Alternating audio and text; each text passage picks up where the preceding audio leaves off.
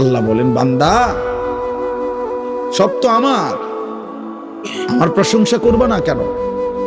রব্বিল আলামিন, আমি তো জগৎ সমূহের পালন কর্তা। আমি শুধু সৃষ্টিকর্তা না যে বানাইয়া ছেড়ে দিছি। কোম্পানি আর জানে না তার মাল কোথায় গেছে।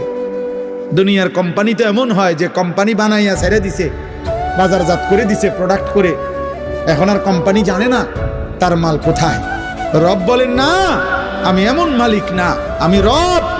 আমার বান্দা কখন কোথায় আছে, কি লাগবে, কখন কি, অস্তিত্বের প্রথম সেকেন্ড থেকে পূর্ণতার শেষ পর্যন্ত আমি আল্লাহ যখন যা লাগবে, যখন যা লাগবে, ও বলুক বা না বলুক, ও সেজদা দেখ বা না দেখ, ও গোলামি করুক বা না করুক, ও ইমানদার হোক আর বেঈমান হোক, আমি না রব? ওরে না আমি বানাইছি, আমি না খাওয়াইয়া রাখবো কেমন? আমি না ওরে বানাইছি।